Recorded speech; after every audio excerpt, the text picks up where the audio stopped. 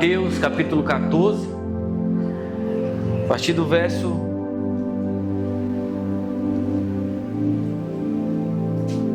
22. Se você não tiver Bíblia, é só acompanhar ele na tela, projetor. Diz assim, logo a seguir compeliu Jesus os discípulos a embarcar e passar diante dele para o outro lado, enquanto ele despedia as multidões. E despedidas as multidões, subiu ao monte a fim de orar sozinho. Em caindo a tarde, lá estava ele só. Entretanto, o barco já estava longe, a muitos estádios da terra, açoitado pelas ondas, porque o vento era contrário. Na quarta vigília da noite, foi Jesus ter com eles, andando por sobre o mar.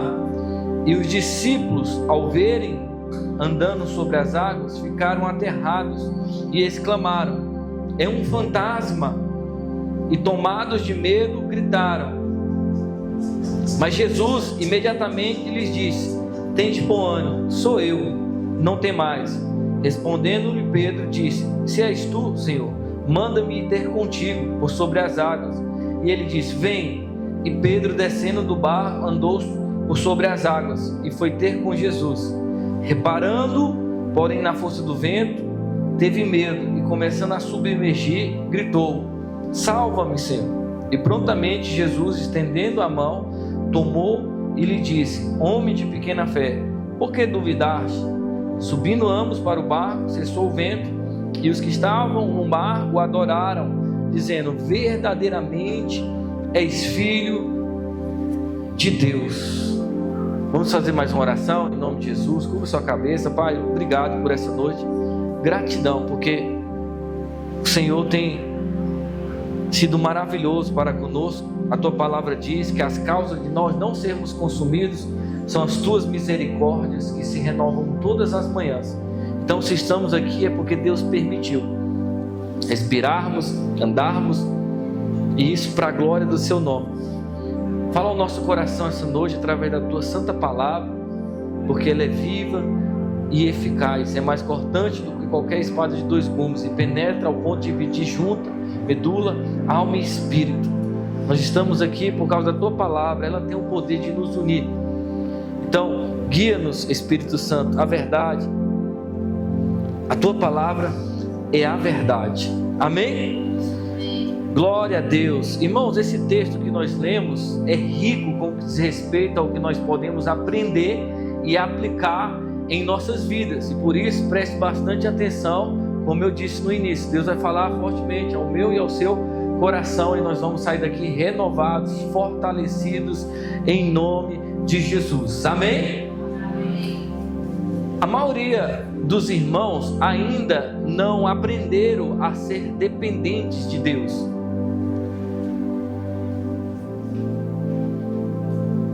É necessário alguém incentivar os irmãos a orar, ler, estudar, congregar, quando na verdade isso deveria fazer parte do DNA cristão. Amar congregar, amar estar junto, amar orar, ler, estudar, porque é dessa forma que nós conhecemos a Deus. A Bíblia diz que a vida eterna consiste em conhecer a Deus, João 17:3, e a vida eterna é essa, que conheçam a Ti, e é Jesus Cristo a quem enviaste. E o conhecimento de Deus é progressivo. Em Oséias fala: conheçamos e prossigamos em conhecer ao Senhor. Não tem como você conhecer alguém distante. Você precisa se aproximar, se relacionar, andar com determinada pessoa, no caso aqui, Deus. Vocês estão aqui? Aleluia. E dessa forma nós vamos o quê? Aprendendo a sermos dependentes desse Deus. E se tem uma pessoa que é o modelo para nós aprendermos a ser dependentes de Deus, ela se chama Jesus Cristo. Em outro livro ele disse que não fazia nada a não ser aquilo que ele via no seu Pai. Ou seja, ele tinha um relacionamento tão profundo que ele era influenciado apenas por aquilo que ele via em seu Pai, no caso Deus. E nós deveríamos ser da mesma forma, mas muitas das vezes nós somos influenciados por tantas coisas, menos Deus. Recapitulando o que eu disse, é necessário se aproximar, conhecer, porque não tem como ser influenciado por aquilo que você não conhece. Então a maioria dos irmãos precisam de um incentivo para congregar, para orar, para jejuar, para evangelizar, o famoso empurrão, né? Senão não faz. Não era para ser assim. Recapitulando o que eu disse, deveria fazer parte do nosso DNA. Agora é errado? Não, faz parte. Uns já estão caminhando com as suas próprias pernas, né? E na matemática do mundo, caminhar com as próprias pernas é ser independente, mas na matemática de Deus é ser dependente. Por exemplo, tem irmão que só lê a Bíblia nos dias de culto, porque o pastor pede para abrir a Bíblia ou ler no telão. Tem irmãos que só adoram, só cantam, só oram nos dias de culto, porque alguém incentiva. Você vê, alguém tem que subir aqui para se esgoelar, para mudar a atmosfera. E não era para ser assim. Cada um era para estar queimando. Agora é errado incentivar o irmão? Não. Mas a Bíblia no púlpito não pode substituir a Bíblia em casa. A oração, a adoração no culto não pode substituir a oração, a adoração em casa. Porque não é daqui para lá, é de lá para cá. O culto não começa aqui, o culto começa em casa. E nesse texto, a primeira coisa que nós vamos aprender é que Jesus está nos ensinando que tudo que ele fazia fora dependia daquilo que ele fazia dentro, nos bastidores da vida. O texto vai dizer que ele dá ordem aos discípulos passar para o outro lado, depois ele se despede das multidões e ele sobe ao monte. Com qual propósito? De orar sozinho. E ali estava ele só. Não responda, mas quem é você quando você está sozinho? Isso faz toda a diferença, irmão. Porque a maioria dos irmãos, quando estão sozinhos, o que prevalece é depressão, ansiedade, medo, desespero, tormento, quando na verdade era para ser um momento de comunhão entre você e Deus. Às vezes, o que nós precisamos fazer é subir ao monte. Eu não estou falando de forma literal, porque aqui não é doutrina. Em outras palavras, é você procurar um ambiente onde esteja só você e Deus. Porque é nesse ambiente que há cura, libertação, salvação. É nesse ambiente que somos transformados. Mas quando nós estamos sozinhos, nós somos tentados a fazer tantas coisas, menos orar, menos ter comunhão com Deus. É necessário termos uma vida ativa, não apenas aqui, coletivamente falando, mas individualmente, nos bastidores da vida. E Jesus está nos ensinando que melhor do que pregar, ensinar, cantar, tocar ou exercer qualquer função dentro desse contexto eclesiástico é estar a sós com o Pai. Ele disse para os discípulos: podem ir, depois eu vou. Depois ele se despede da massa e ele vai orar sozinho. O que você faz quando o culto aqui acaba? O que você faz quando não tem um fundo musical, um instrumento, uma pessoa para te incentivar, um irmão para te chamar para orar? Isso faz toda a diferença. Para a multidão e os discípulos o culto havia acabado, mas para Jesus não, ele deu continuidade. É por isso que há muitos fracos entre nós, como Charles Spurgeon, um pregador batista há 200 anos atrás disse: se formos fracos em nossa comunhão com Deus, seremos fracos em tudo. E a gente aprendeu a buscar a Deus aqui, mas a gente não aprendeu a buscar a Deus quando estamos sozinhos.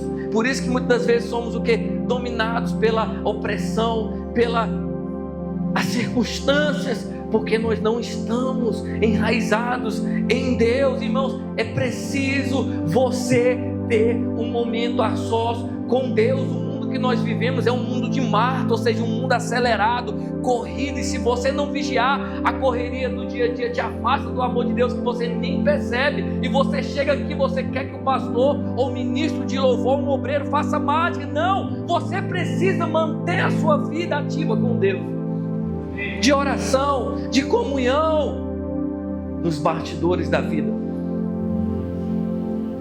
Aleluia. Ali estava ele sozinho. Não responda qual foi a última vez que você esteve sozinho com Deus.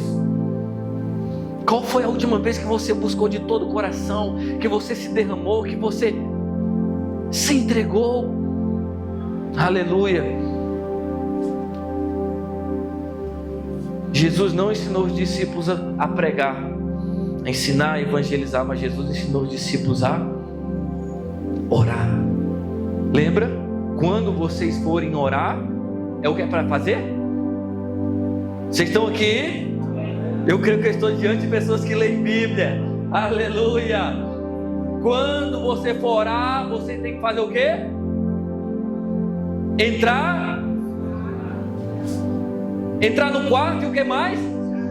O segredo não está em entrar no quarto, o segredo está em fechar a porta do quarto. Muitos de nós estamos entrando no quarto, mas nós não estamos fechando a porta do quarto. Pastor, eu não entendi. Fechar a porta do quarto é você se desligar de tudo, de todos. É você e Deus. Muitas das vezes nós deixamos a desejar. Entramos no quarto, mas nós não fechamos a porta do quarto. A oração é intimidade. É você e Deus. Quando você lê a biografia de alguns homens de Deus que fizeram a diferença durante toda a história, George Miller, eu não sei se você já ouviu falar, quando você lê Heróis da Fé, ele vai estar lá, e tantos outros livros. Um alemão, mas depois ele migrou para a Inglaterra e ele alimentou mais de 10 mil crianças órfãos. Um pastor evangelista que era dependente literalmente de Deus. E certa vez esse homem estava em oração na sua casa, pastor Marcelo, e a rainha da Inglaterra foi visitá-lo. E a empregada chegou no quarto dele e disse: Senhor Miller, a rainha está aqui para conversar com o senhor. Diga a ela que agora eu não posso atendê-la. Eu estou conversando com o Rei dos Reis. Às vezes não é necessário uma rainha, ou seja, uma autoridade. Às vezes um celular não permite nós fecharmos a porta do quarto. Nós oramos com o celular dentro do bolso, no modo alto. Quando é no modo alto, vibrante, é orando e alguém mandando mensagem e você respondendo, é orando alguém ligando para você. Irmão, você precisa ter o seu momento de privacidade com Deus. Principalmente se você é casado, se tem criança, entra num diálogo, num acordo, porque senão você não vai entrar em níveis que Deus quer que você entre. É algo íntimo, particular. Meu amor, eu vou orar agora, tá? Cuida das crianças e vice-versa. Mas não, a gente orando as crianças para um lado, como é que a gente vai se concentrar? Por isso que a gente não sente Deus, não percebe Deus, não ouve a voz de Deus, porque a gente não aprendeu a viver sozinho com Deus. Irmão, as maiores experiências que eu tive não foi aqui congregando, coletivamente falando, foi sozinho. E claro que isso aqui corrobora com respeito ao nosso crescimento, mas estar sozinho com Deus é mais importante do que estar com as pessoas. George Miller, Jesus, os apóstolos entenderam isso. Mais importante do que estar na presença dos homens é estar na presença de Deus. E às vezes, irmãos, você procura na horizontal aquilo que você só vai encontrar na vertical. A mudança que você tanto procura está no Deus que você não busca, na Bíblia que você não abre e no joelho que você não dobra. E no mundo que nós vivemos é necessário subir ao monte.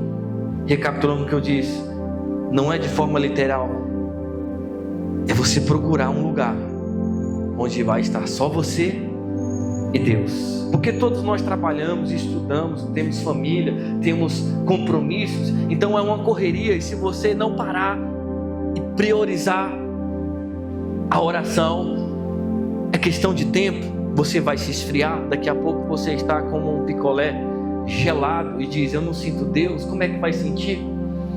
Porque você não fechou a porta da Netflix, você não fechou a porta da novela, você não fechou a porta do filme, você não fechou a porta das redes sociais.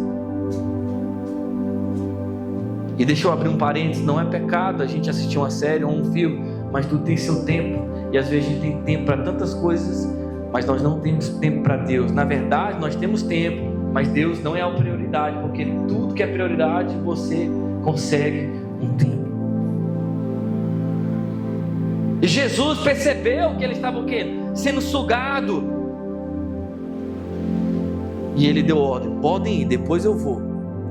Depois se despede da multidão e ele reconhece: eu preciso buscar a Deus, eu preciso fortalecer a minha fé, eu preciso abastecer. Porque o carro, por mais lindo que ele seja, se ele não tiver combustível, ele não anda. Não caia na enganação. Pelo fato de você estar na igreja com uma roupa bonitinha, se você não viver em Deus, se você não tiver uma vida de oração ativa, é questão de tempo, vai tudo por água abaixo. E Jesus está nos mostrando que o nosso primeiro chamado não é pregar, não é ensinar, não é cantar, não é tocar, não é exercer qualquer outra função dentro desse contexto eclesiástico. O nosso primeiro chamado é estar com Deus. Aleluia. Deus não quer as suas habilidades, Deus quer o seu coração. Provérbios 23, se não me engano, fala: dai-me, filho meu, o teu coração, e os teus olhos se agradem dos meus caminhos. Quantos se perdem, irmão, no ministério? Ezequiel fala de dois tipos de sacerdotes: o sacerdote Zadok e o outro tipo. Um priorizou Deus, o outro não. Às vezes você se perde com aquilo que Deus entrega para você. É necessário ter um momento a sós com Deus. E às vezes nós não queremos. É semelhante ao povo. Deus deu ordem para subir a um monte, e Moisés sobe, o povo também, mas daqui a pouco Deus se manifesta, começa a trovejar, relampear. Aconteceu alguma coisa? Lá, da glória, santo.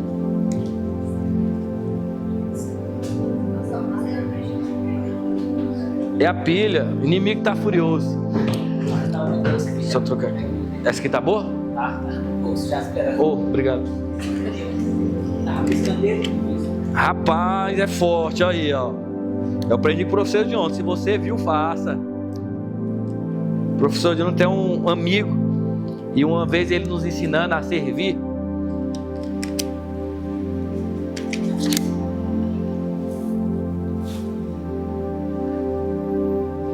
O professor Jonathan tem um amigo, e uma vez ele nos ensinando a servir a Deus. Ele deu aula aqui para nós, né, de inglês, fala espanhol, francês. Uma benção. De vez em quando ele está aqui ministrando, e ele fala: servir é você enxergar o problema e resolver. E às vezes a gente vê um ventilador sujo e não faz. A gente vê um papel no chão, a gente não tira. E ele conclui dizendo: se você viu, é porque Deus permitiu você ver para resolver. Então, se você viu, resolva. Amém?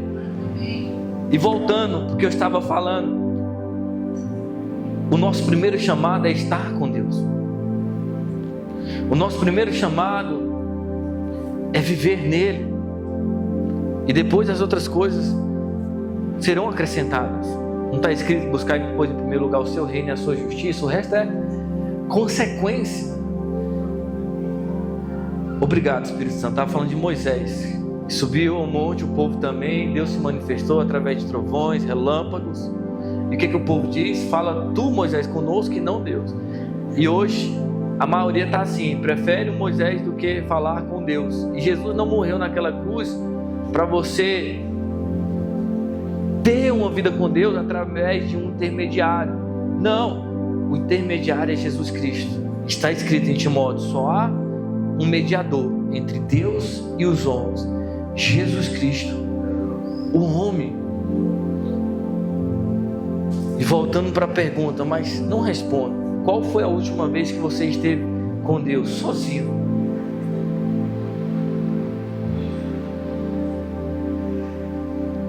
Jesus é o nosso maior exemplo. Se Ele fazia isso, por que nós não podemos fazer? É necessário. Nós priorizamos tantas coisas e deixamos de priorizar o melhor, a presença. Jesus dá ordem para os discípulos: podem ir, depois eu vou. Depois se despede da multidão e ele sobe ao monte com o propósito de orar. Todos os dias você tem que subir ao monte. E esse monte é um lugar que vai estar só você e Deus. Eu já conversei com minha esposa, que a gente já brigou até com isso, entendeu? No sentido dela ter o momento dela com Deus e eu ter o meu momento com Deus. Porque é chato, irmão. Você está ali no quarto, você está se abrindo, você está se derramando. Aí alguém abre a porta. Aí vem cachorro. Aí vem criança, papagaio, gato. Não tem como você se concentrar. Deus é real, irmão. E quando você o busca de todo o coração, Ele se revela, Ele se manifesta. Não está escrito: buscar-me-eis e me achareis quando me buscar de qualquer jeito. Não, é de todo o coração. Você coloca toda a sua força, toda a sua energia. Às vezes nós chegamos diante de Deus cansados. Quantos de nós às vezes estamos aqui cansados literalmente porque nós fomos sugados, as nossas energias foram para outras coisas, mas chegamos diante de Deus com 1% e queremos 100% da parte de Deus. Não vai funcionar. Nós precisamos dar o nosso melhor. Mesmo às vezes cansados, eu estou cansado, mas eu estou aqui, eu vou bradar, eu vou gritar, eu vou clamar, eu vou orar, eu vou te adorar com todas as minhas forças. Aí vem um renovo. Não foi dito pela pastora: quando eu sou fraco, aí que eu sou forte. Está escrito: é na fraqueza que o poder de Deus se aperfeiçoa. Então, irmão, não espere pelo pastor, não espere pelo ministro de louvor, não espere pelo instrumento, pelo fundo musical. Dê o seu melhor. Com fundo ou sem fundo, com instrumento ou sem instrumento, com os irmãos ou sem os irmãos, dê o seu melhor. Amém? Então a primeira coisa que esse texto nos ensina é que nós precisamos aprender a vivermos sozinhos com Deus. Porque nem sempre o pastor vai estar com você, o obreiro, o irmão, por mais bem intencionado que esteja, para com você, às vezes vai estar você só. E se você não desenvolver um relacionamento com Deus, você entra no estado de depressão, porque é pressão aí fora, você sabe disso. Às vezes nós estamos sorrindo aqui fora, mas a vida lá fora, só você sabe como é que está sendo. E nós precisamos buscar esse Deus para que haja força para nós enfrentarmos os desafios diariamente, porque há vento, há tempestade. Foi isso que aconteceu.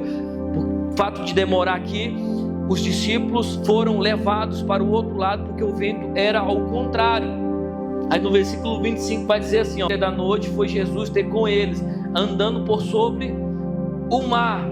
E os discípulos, ao verem andando sobre as águas, ficaram aterrados e exclamaram: é um fantasma! E tomados de medo, gritaram. Imagine, irmão, essa cena. Talvez se eu e você estivéssemos lá, também faríamos o mesmo, porque a ênfase aqui, né, quando muitos pregam, é Pedro. Daqui a pouco nós vamos falar mais desse personagem, mas o texto é claro em dizer que todos foram tomados de medos.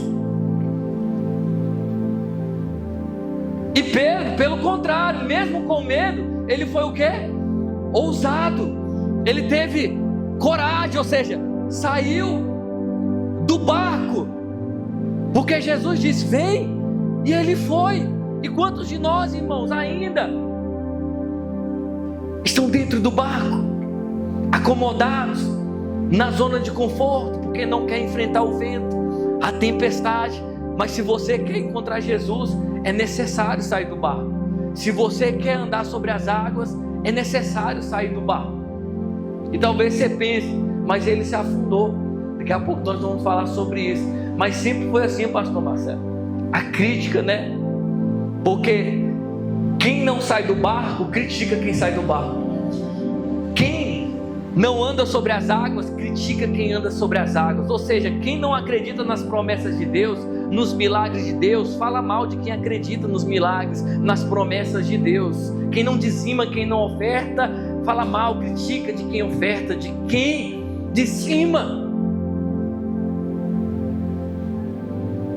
Quem não congrega, critica quem congrega. Para que estar na igreja? Para que ir lá quinta? Para que ir lá domingo? Não precisa, precisa sim. Quando a pessoa se forma, ela passa, dependendo, né, da área, 5 anos ou mais ali, aprendendo para se formar, e às vezes não passa, às vezes leva tombo. E às vezes você quer crescer espiritualmente, ouvindo uma pregação no mês. Não vai, irmãos. Então é necessário sair do barco, da zona de conforto, do acomodismo. Se você quer viver milagres, Jesus está falando, saia do barco. Se você quer andar sobre as águas, saia do barco. Se você quer ver o sobrenatural, saia do barco. E Jesus está falando para pessoas essa noite, para de reclamar, para de criticar, para de falar mal. Está na hora, sai do barco. Ah, mas a pregação não foi tão boa. Por que você não prega? Porque tem uns irmãos, pastor, que é só misericórdia, pastor. A igreja não cresce. O que você está fazendo para a igreja crescer? Quantos panfletos você entregou? Quantas pessoas você convidou para estar aqui hoje? Quem fica no barco, critica quem sai do barco. E Deus está falando, para de criticar. Você fala muito e faz pouco. Hoje, eu estava aqui, mais cedo, o Auri é prova, chegou um pastor aqui para resolver uma coisa, e o que acontece? Esse pastor é do Riacho Fundo 1, ele tem uma igreja, e ele está abrindo outro lugar no Gama, e eu perguntei, pastor, quem vai para lá? Ele falou, eu. Mas como assim? E aqui? Não, eu também. Eu falei, é forte, é o mutante lá, o noturno, porque tá só numa já é pesado, imagina tá aqui e lá. Aí eu falei, por que você não coloca o fulano? Ele, não tem coragem não. E o Beltrano? Piorou, ele que é medroso. Mas pega o microfone e vira um giraia. Você tem que ter fé e aquilo outro. Agora na hora do vamos ver, não quer sair do barco. Então tem gente que fala muito e faz pouco.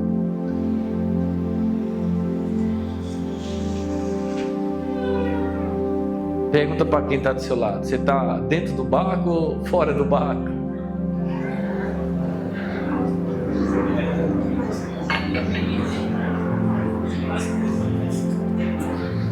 Saia do barco, irmão.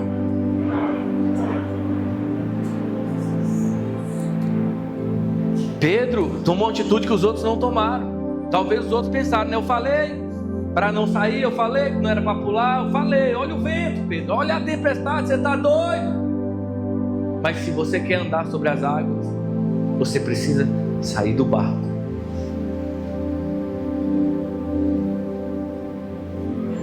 E a Bíblia vai dizer que o sobrenatural estava acontecendo, ou você acha que é normal andar sobre as águas? A última vez que eu fui tentar, eu caí lá no fundo, a fé estava pouca. Mas o milagre aconteceu. Irmão, Jesus está chamando pessoas. Vamos sair do barco. Vamos viver o chamado. Vamos viver o propósito. E você no barco. Porque o barco traz segurança, né? O barco, você está em paz. Mas se você quer viver o que Deus tem para a sua vida, você precisa sair do barco.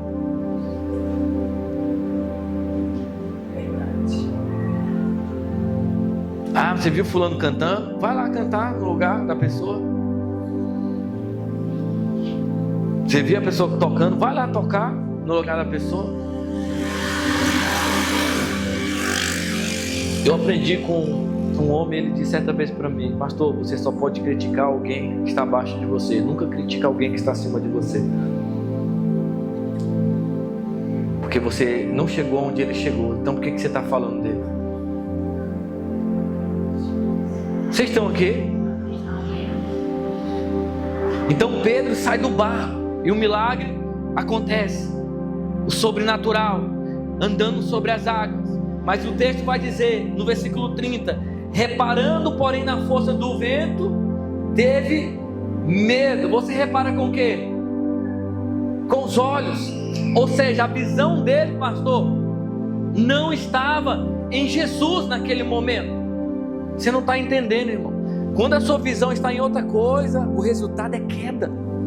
A sua visão precisa estar em Jesus. O escritor de Hebreus diz que só há uma maneira de nós completarmos a carreira que nos está proposta: olhando firmemente para o autor e consumador da fé, Jesus Cristo. E quantas das vezes, irmão, nós estamos aqui olhando para Jesus, a nossa visão está na coisa certa, mas de repente nós repara na força do vento, nas circunstâncias, nas tempestades, enfim, quando na verdade os nossos olhos, a nossa visão era para estar em Cristo, literalmente.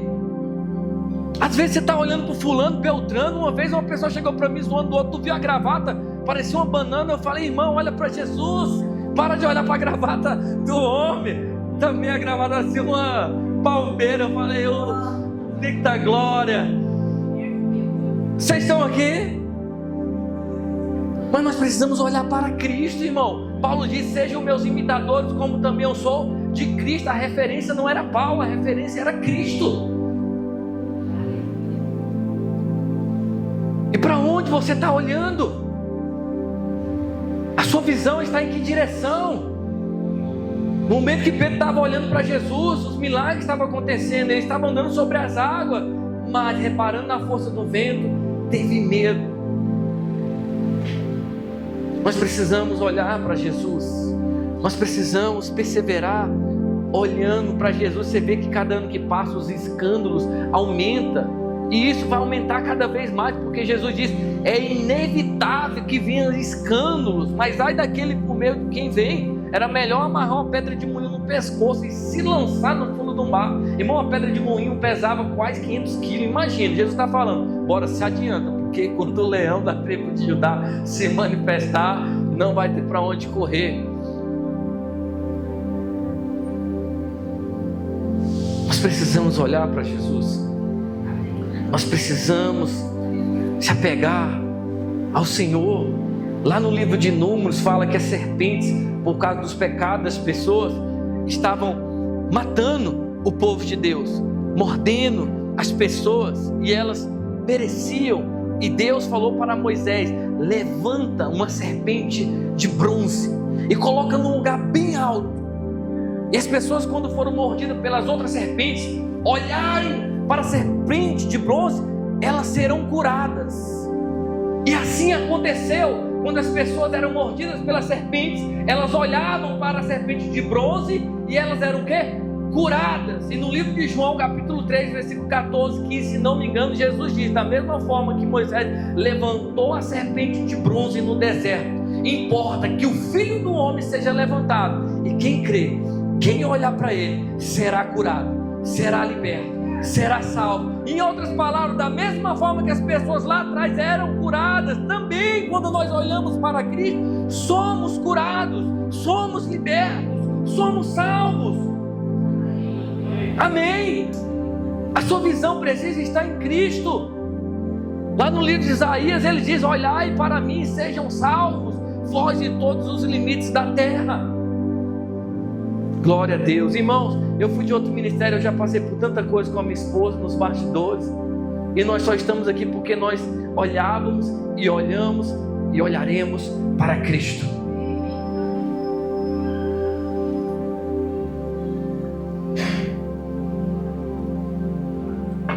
Um dia dessa pessoa quis me irritar, me ofender, e a outra falou: tu não vai fazer nada. E eu falei para ela: nunca lute contra um gambá, por mais que você vença, sairá fedendo.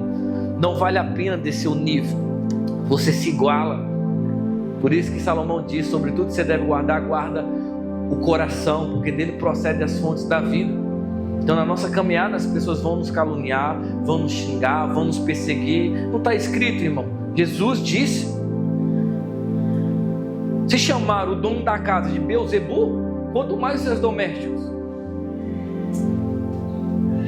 Então você tem que cingir os lombos. Quando você olhar para Jesus, as pessoas vão querer tirar o seu foco, porque você vai estar andando sobre as águas, você vai estar vivendo o chamado, o propósito, e o inimigo quer que você perca a visão. Mas Jesus está falando: olha para mim, filho, olha para mim, filho, eu tenho o que você precisa. Reparando na força do vento, teve o quê? Medo. Vem, quando nós tiramos os olhos de Jesus, nós temos o quê? Medo. É a famosa fobia, né? E quantas pessoas estão com medo pelo fato delas não estarem olhando para a pessoa certa? Jesus é a pessoa certa. E com isso, irmão, não estou dando munição, legalidade para a gente fazer o que quiser e dizer: olha para Jesus.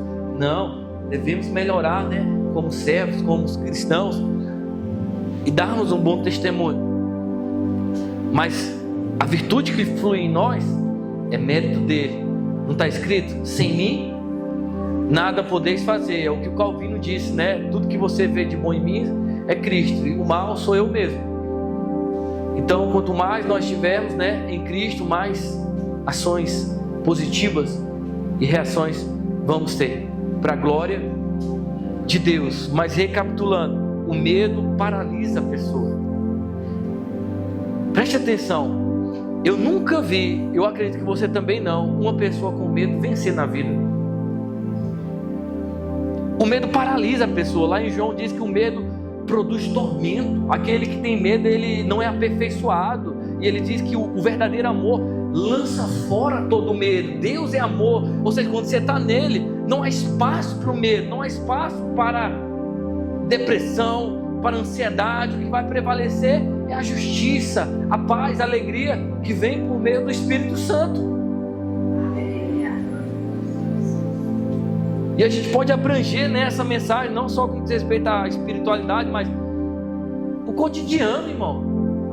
Quantas pessoas têm medo, né, de dirigir, por conta disso não tirar a CNH?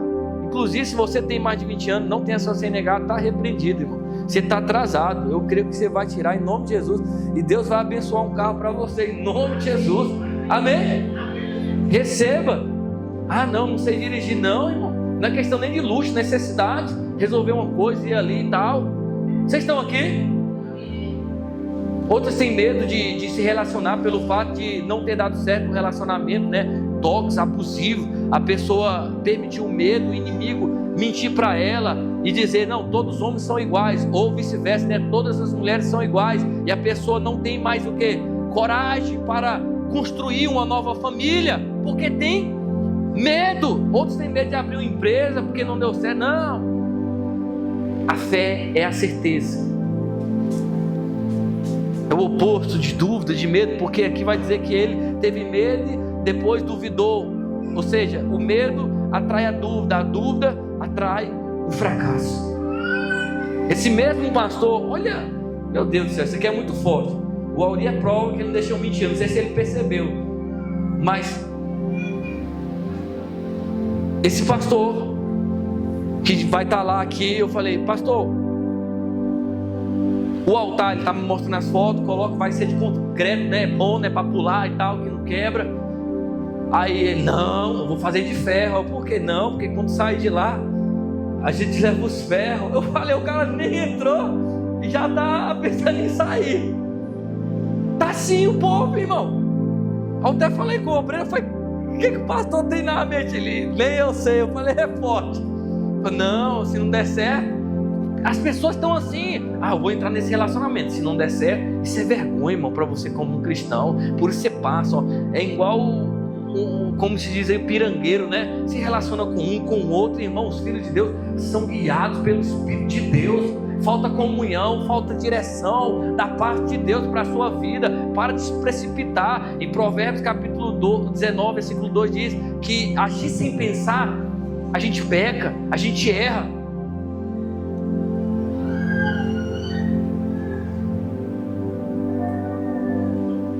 Aí entra no negócio já na dúvida. Tiago diz que a pessoa que duvida é semelhante à onda do mar, impelida e agitada pelo vento. Não suponha tal pessoa que alcançará do Senhor alguma coisa. Homem de ânimo dobre, inconstante em todos os seus caminhos. Uma hora quer, outra hora não quer. Uma hora é fogo, uma hora é palha. Uma hora quer casar, outra hora não quer casar. Uma hora quer fazer a vontade de Deus, outra hora não quer. Decida, irmão. Está igual o povo quando Elias se levantou. Até quando cocheareis entre dois pensamentos? Se o Senhor é Deus, seguiu. Se é Baal, seguiu. O povo ficou em silêncio. Essa é a resposta de muitas pessoas. Uma vez, pastor Marcelo, eu lembro até hoje, eu fiquei admirado e com vergonha, porque no outro ministério, lá o espaço era para mais de 1000 pessoas. O bispo fez uma reunião com as 500 pessoas e no final perguntou: quem quer fazer a obra de Deus? Muitos jovens, muitos homens, mulheres, com energia, com força para gastar a vida para o Senhor. Foi um senhor de 70 e poucos anos. O bispo olhou para o lado, a gente entendeu o que é isso. Aí você quer Deus que abençoe a sua vida desse jeito? Não vai funcionar, irmão. A gente precisa ter fé. As pessoas perguntam: como é que você paga? Que não é Deus, é igual o Jorge Mille. Quando você lê a biografia dele, aquele homem dependia literalmente de Deus. Um dia desses os homens queriam se reunir aqui: vamos trazer o Fernandinho, cada um dá tantos mil. Eu falei: de mim você não vai tirar R$1. Cria vergonha na sua casa, você está colocando a expectativa no homem. Trazer um cara para cá para só criar emoção no povo. Tivesse um propósito para a edificação, tudo bem, a gente dava um jeito. Agora os bastidores não acreditam no poder de Deus. Não, Deus vai se manifestar, irmãos. É através de mim e de você que Deus vai se mover nessa cidade do Riacho Fundo 1, aqui no estado de Brasília. Não é necessário pessoas de fora. Vocês estão aqui? Mas a gente precisa acreditar, a gente precisa crer. E às vezes o medo, a dúvida estão presentes.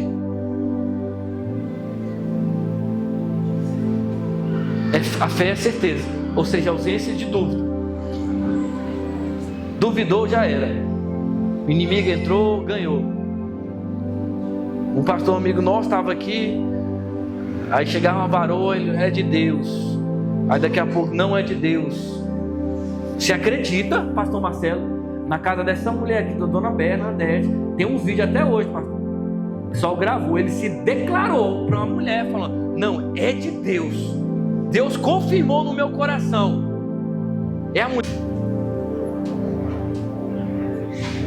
Vocês estão aqui? Porque se ele falou que é de Deus, não deu certo, tem que falar que é o diabo para ver se dá certo. Porque cada um dia do outro chegou aqui e falou: pastor, o Espírito Santo falou para não comprar o carro. Usou até minha esposa. Aí na outra semana comprou o carro. Pastor, esse ano eu vou pegar firme, eu vou me lançar. Estava trabalhando 2 empregos. Eu vou sair de um e vou ajudar mais o Senhor. Arrumou mais 2 empregos. Eu falei: irmão, tu tem que fazer o oposto então. Eu falei: é só misericórdia. Sabe o que é isso? É dúvida. A pessoa não sabe o que quer. E quem não sabe o que quer, irmão, não chega a lugar nenhum.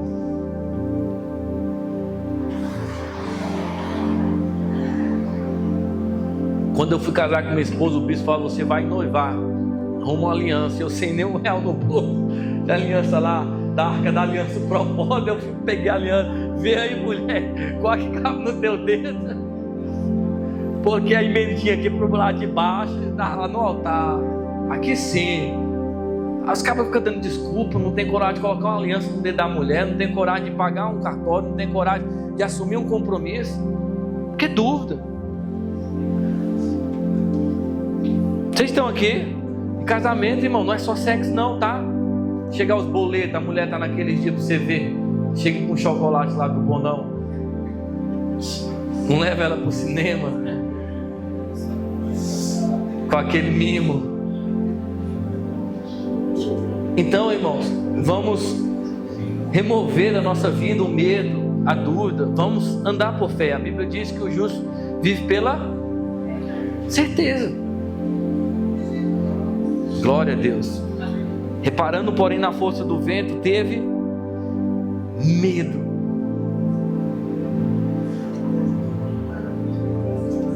E começando a submergir, gritou: salva-me, Senhor.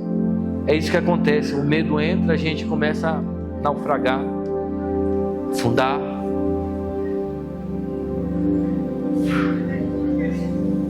A Bíblia diz que Deus não nos deu espírito de medo, mas de poder, amor e moderação. Tudo que você for fazer, se tiver medo, dúvida, não faça. Vocês estão aqui?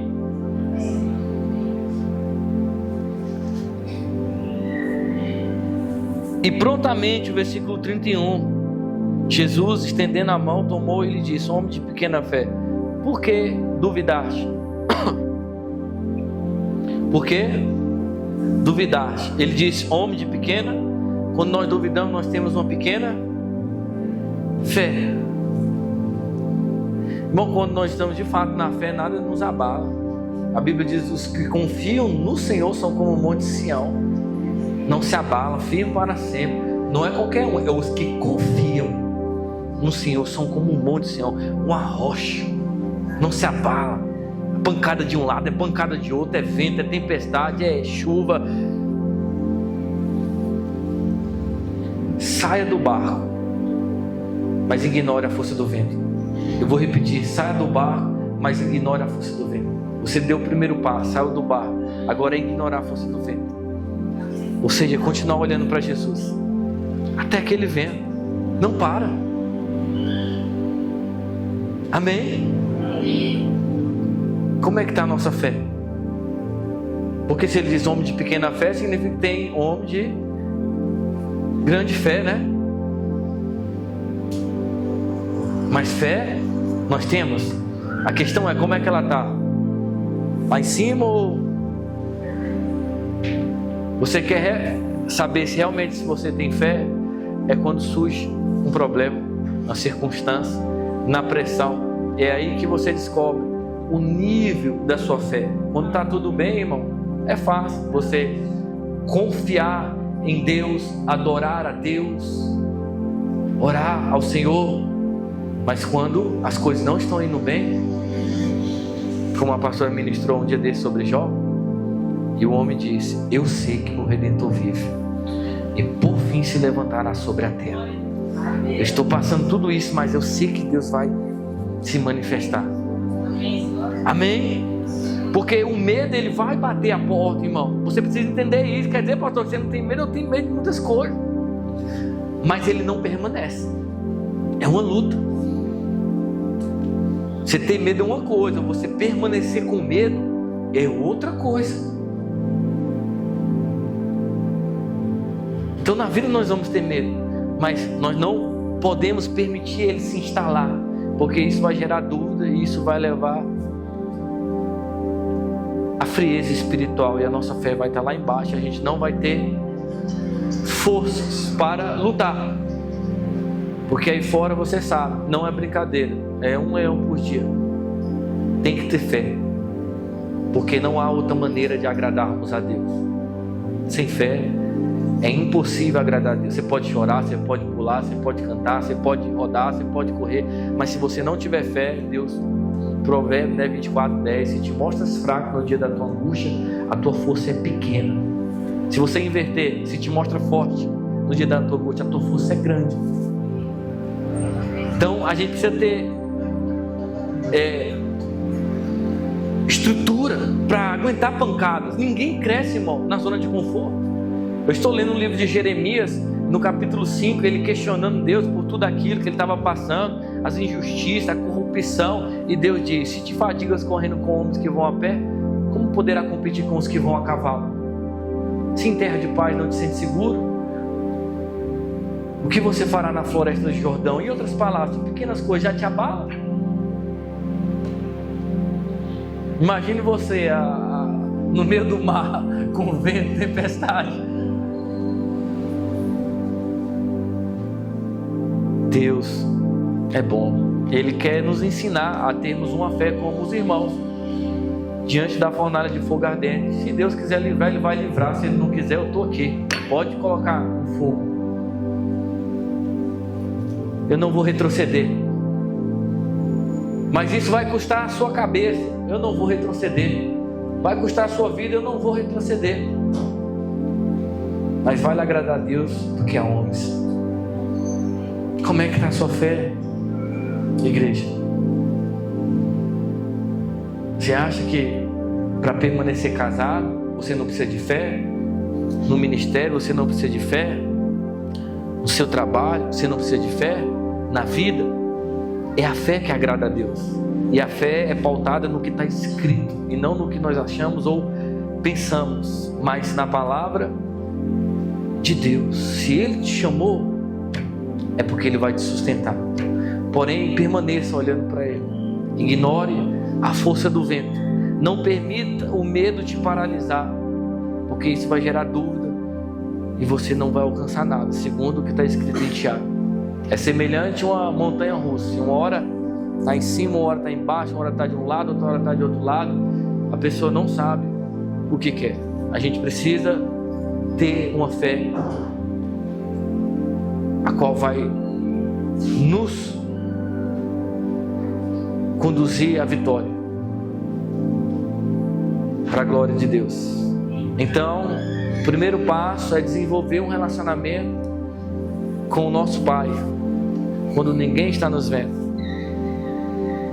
O segundo é sair do barco. O terceiro é ignorar a força do vento. E o quarto é permanecer em comunhão com o Pai, permanecer andando sobre as águas, permanecer ignorando a força do vento. Porque às vezes, irmãos, a pancada é grande, a força do vento é notório, e se nós não estivermos olhando para Jesus, só lembrança. Você sabe, talvez a força do vento para você seja uma doença, a tempestade seja um relacionamento conturbado, seja um caos na vida financeira, enfim, mas seja o que for, no final sempre dá certo. Por isso que a Bíblia diz: melhor é o fim das coisas do que o princípio delas. Confia em Deus. A maioria das pessoas, ou melhor dizendo, todos que estão nas igrejas, agora eu estou generalizando, de todas as denominações, 95% não tem fé em Deus.